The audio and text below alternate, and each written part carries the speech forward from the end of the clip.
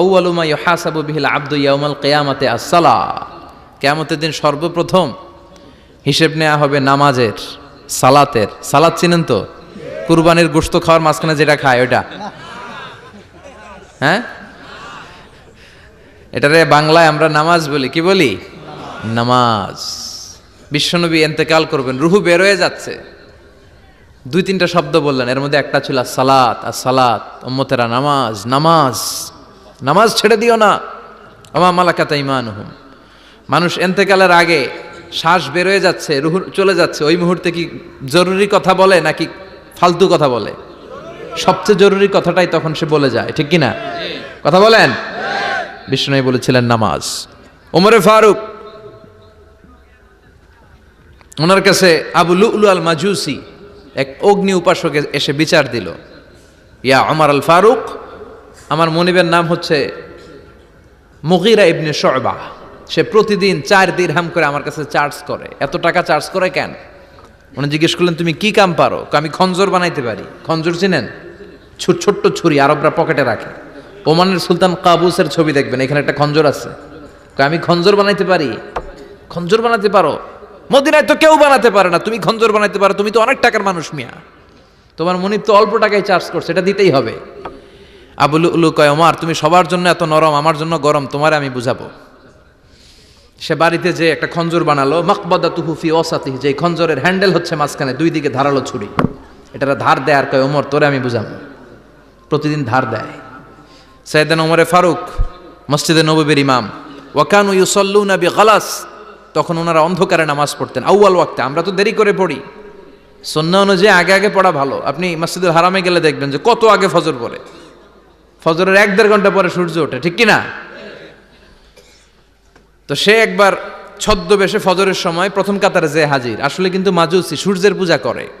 খঞ্জরটা নিয়ে এসে দাঁড়ালেন। ওমরে ফারুক ফজরের সময় ঢুকলেন, বললেন আকিমিস সালাহ, একামত দাও। একামত দেয়া হলো।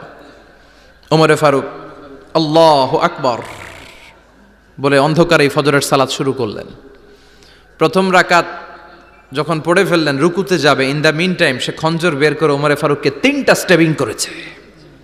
একটা নাভিতে মারার সাথে সাথে নাভিটা কেটে গেল, আর একটা এই পাশে পাজরে, আর একটা পেটের মাঝখানে, পেটও কেটে গেল। ওমরে ফারুক বললেন, কাতালানি আল কালব, এক কুকুর আমারে মেরে ফেলেছে। ওমরে ফারুককে পিছনে নিয়ে যাওয়া হলো। আব্দুর রহমান ইবনে আউফকে টেনে ইমামতির জায়গায় নেওয়া হলো। আর সে কাতারের মাঝখান দিয়ে খঞ্জর ঘুরাতে ঘুরাতে আগাতে লাগলো। ওর খঞ্জরের আঘাতে 7 থেকে 8 জন সাহাবী স্পট ডেথ, জায়গায় শেষ। ওমরে ফারুক বেহুশ। ওমরে ফারুক, ওনার মুখে দুধ দেয়, দুধ ওই নাভি দিয়ে বের হয়ে যায়। নাভিজ দেয়, নাভিজ পেট দিয়ে বের হয়ে যায়। রাষ্ট্রীয় চিকিৎসকরা বুঝতে পারলো উনি আর বাঁচবে না, বেহুশ। সবাই দাঁড়িয়ে আছে। কি হয় আমাদের আমিরুল মুমিনিনের, 10টি বছর তিনি অর্ধ পৃথিবীর শাসন করেছেন, উনার ভয়ে বাঘে মহিষে এক ঘাটে পানি খেত। হুশ ফেরার পরে ওমরে ফারুক বলে না, আমারে মারছে কে? আমার কি অবস্থা, বাঁচবো কিনা? আমার ছেলে আব্দুল্লাহ কোথায়? আব্দুর রহমান কোথায়? আমার বিবিরা কোথায়? কত সম্পদ আমার আছে, কোথায় গেলে ভালো চিকিৎসা পাওয়া যাবে? কিচ্ছু সে বলে না। হুশ ফিরার পরে ওমরে ফারুকের প্রথম প্রশ্নটা ছিল, আসল্লান্নাস, আমার দায়িত্বে, আমার নেতৃত্বে যে ফজরের একটা নামাজ শুরু হয়েছিল, এটা কি ঠিক মতো শেষ হয়েছিল? আসল্লান্নাস, মানুষের নামাজটা পড়ছিল, 1 রাকাতের দায়িত্ব পালন করতে পেরেছে, এরপর হুশ নাই। বাকি 1 রাকাতের কি হয়েছে? মুসল্লিদের কি হয়েছে? সালাতটা ওয়াক্ত মতো হয়েছে কিনা? আসল্লান্নাস, এটা ছিল ওমরে ফারুকের প্রশ্ন। সুবহানাল্লাহ কইবেন না? তাহলে এই সালাতের গুরুত্ব আছে না নাই? সর্বপ্রথম এই সালাতের ব্যাপারে in the day of judgement আমাদেরকে প্রশ্ন করবে কে? সালাতে কায়েম করো, সালাতে কায়েম করো, হবে সম্মানী তুমি, হবে জান্নাতি তুমি, হবে সম্মানী তুমি, হবে জান্নাতি তুমি, দিবে কাল হাসরে শীতল ছায়া আরশে আজিম, রব্বিয়াল আলা রব্বিয়াল আযীম, রব্বিয়াল আলা রব্বিয়াল আযীম। সুবহানাল্লাহ পড়েন। এজন্য নামাজ নামাজ, এই নামাজ যাতে মিস হয়ে না যায়। সব মিস হতে পারে, নামাজ মিস হতে পারে না। আল্লাহ তুমি বুঝার তৌফিক দান করো। পাপ নাই, গুনাহ করি নাই, এরকম কেউ আছি? কথা বলেন। কত পাপ করছি কোনো হিসাব আছে?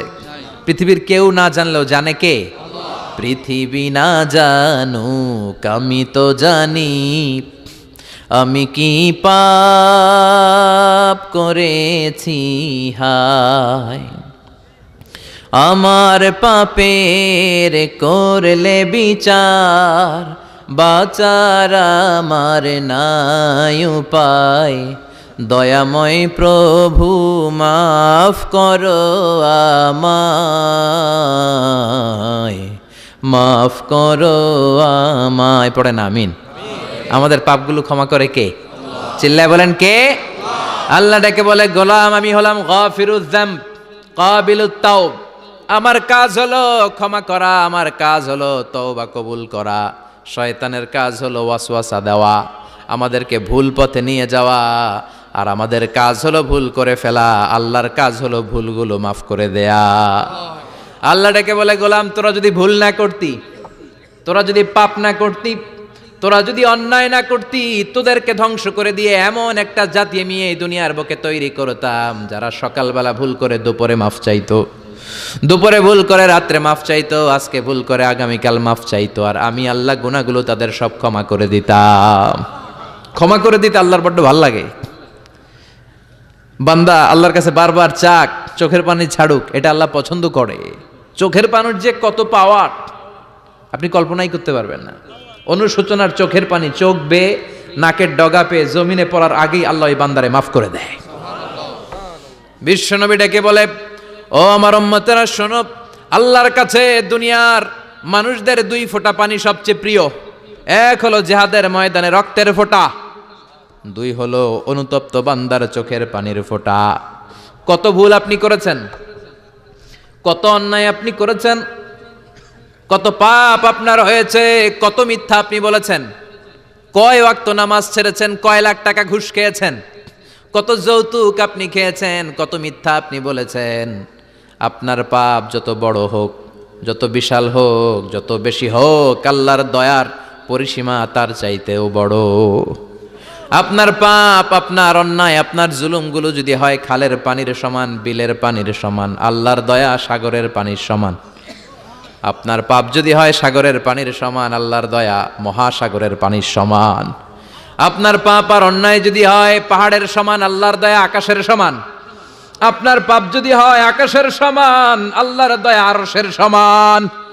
এজন্য আল্লাহ বললেন, ইয়া আইয়ুহাল্লাযীনা আমানু তুবু ইলাল্লাহি তাওবাতান নাসুহা। ও আমার গোলাম, তুই তোর নিজেরে যত বেশি ভালোবাসিস তার চেয়েও আমি তোরে বেশি ভালোবাসি। তোর বাবা মা তোরে যত বেশি ভালোবাসে তার চেয়েও আমাদেরকে বেশি ভালোবাসে কে? আল্লাহ বললেন, ভালোবাসারে তৈরি করার পরে আমি 100 টুকরা করলাম। চিল্লায় বলেন কয় টুকরা? 99 টুকরা ভালোবাসা আমি আল্লাহ নিজের মধ্যে রেখে দিলাম। 1 টুকরা ভালোবাসা গোটা বিশ্বের সবার মধ্যে আমি ভাগ করে দিলাম। 1 টুকরা ভালোবাসা পেয়ে আমাদের অবস্থা দেখছেন? আল্লাহ যদি 1 টুকরা না দিয়ে আমগরে 30 টুকরা দিত, কথা কন, 1 টুকরা না দিয়ে 80 টুকরা দিলে কি হইতো? এজন্য আল্লাহ ডেকে বললেন, গোলাম আমি যে তোদের কত ভালোবাসি তোর ধারণা নাই। চোখের পানি ছাড়, গুনার কথা স্মরণ কর, তওবা কর। তওবার মতো তওবা করলে সব গুনাহ মাফ করে দিতে পারে কে? আল্লাহ। বিশ্বনবী বলে, আমার কোনো গুনাহ নাই, তারপরেও প্রতিদিন 70 বারেরও বেশি আমি তওবা করি। আল্লাহে ইন্নী আস্তাগফিরুল্লাহ ওয়া আতুবু ইলাইহি আকসার মিন 70 মাররা। Could you imagine that? কল্পনা করছেন কোনোদিন যে নবীর গুনাহ নাই, ওই নবী তওবা পড়ে প্রতিদিন 70 বার, আকসার 70 বারেরও বেশি। আমার পড়া দরকার কয়বার? আপনার পড়া দরকার কয়বার? বিশ্বনবী 70 বারের বেশি বললে আমাদের পড়া দরকার কয়বার? আর আমরা প্রতিদিন পড়ি কয়বার? কথা কন। আমাদের ভুল হবে, ভুল হতে সমস্যা নাই, ভুল হওয়াই মানুষের স্বভাব, কিন্তু ভুল হওয়ার পরে ভুলের উপর অটল থাকা যাবে না। শয়তান আর মানুষের মধ্যে এই মৌলিক পার্থক্য। শয়তান ভুল করে ভুলের উপরই আছে, ঠিক কি না? ক্ষমা চায় নাই, কিন্তু আমরা সকালে ভুল করলে দুপুরে মাপ চাই কার কাছে? 19 সালে ভুল করলে 20 সালে মাপ চাই কার কাছে? মৃত্যুর আগ পর্যন্ত আমরা ক্ষমা চাইলে ক্ষমা করে দিবে কে? সব সময় 24/7 তওবার দরজা খোলা, দুইটা সময় ছাড়া। ভালো করে মনে রাখবেন, মুখস্থ ঠোঁটস্থ যেন থাকে। দুইটার সময় তওবা কবুল হয় না, চিৎকার করে বলেন কয় সময়? এক হলো বাদাল গারগারা, গরগরানি যখন আসে, মালাকুল মাউত যখন চলে আসে, মালাকুল মাউতরে যখন দেখে ফেলবেন তখন তওবা কবুল হবে নাকি? কথা কন। ফেরাউনের নাম শুনছেন?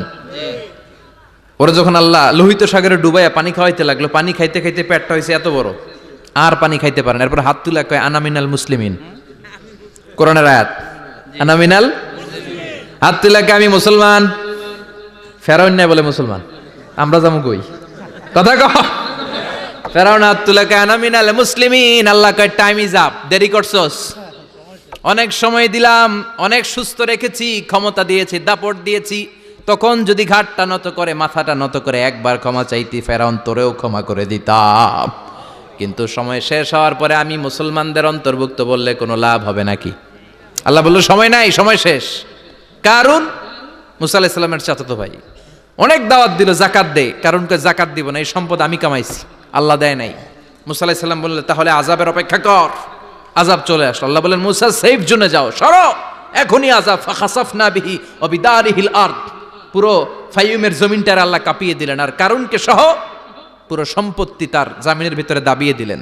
হাঁটু পর্যন্ত কারুন দেবে যায়, ভাবছে উঠে যাবে, কোমর পর্যন্ত দেবে যায়, ভাবছে উঠে যাবে, গলা পর্যন্ত যখন দেবে যায় আর সুযোগ নাই। কয় মুসা আমার সব সম্পত্তি তোরে আর তোর আল্লাহরে দিয়ে দিলাম, আমারে বাসা, আমারে সব সম্পত্তি তোর আর তোর আল্লাহর, আমারে খালি বাসা, চাচা আপন প্রাণ।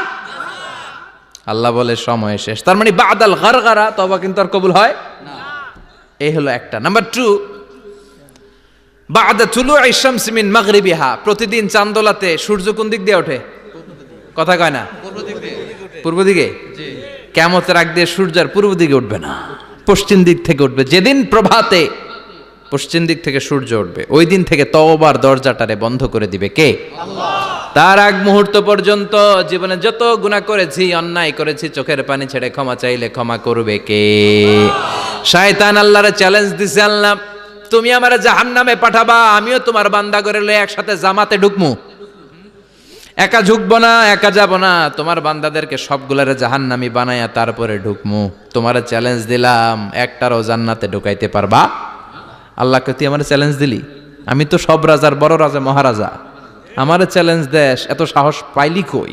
তুই আজীবন ওয়াসওয়াসা দিয়ে পাপ কাজ করাবি, একদিন তাফসীর মাহফিলে এসে আমার বান্দা ক্ষমা চাবে, আমি মাফ করে দেবো, তুই কি করবি? আজীবন অন্যায় করবে, আজীবন পাপ করবে, জুলুম করবে, একদিন চোখের পানি ছেড়ে আমার কাছে কান্নার মতো কান্না করলে আমি সব গুনাহ মাফ করে দেব। এজন্য আল্লাহ বললেন ইয়া আইয়ুহাল্লাযীনা আমানু তুবু ইলাল্লাহি তাওবাতান নাসুহা, ভুল করেছো তওবা করো, মাফ করবে কে? সাইয়েদনা আদম আলাইহিস সালাম ভুল করলেন, দুনিয়ায় এসে শত শত বছর কাঁদলেন, কিন্তু ক্ষমা হয় না। আল্লাহরে বললেন আল্লাহ কি করলে ক্ষমা পাবো বলো? ফাতালাক্কা আদামু মির রাব্বিহি কালিমাতিন ফাতাবা আলাই, আল্লাহ বললেন ও আদম তোমারে কিছু কালেমা শিখাইয়া দেই, এই কালেমাগুলো দিয়ে আমার কাছে দোয়া করো, ক্ষমা করে দেব। আল্লাহ শিখাইয়া দিলেন ও আদম দুই হাত তুলে চোখের পানি ছেড়ে আমার কাছে পড়ো, রব্বানা, পড়েন, রব্বানা যালামনা আনফুসানা ওয়া ইল্লাম তাগফির লানা ওয়া তারহামনা লানাকুনান্না মিনাল খাসিরিন। এটা শিখাইতেছিল আল্লাহ। আল্লাহ আমি জুলুম করেছি, অন্যায় করেছি, ভুল করেছি, পাপ করেছি, তুমি যদি ক্ষমা না করো ক্ষমা করার কেউ নাই, ঠিক কি না? আমরাও পাপ করলে এই দোয়াটা পড়ার দরকার আছে না নাই?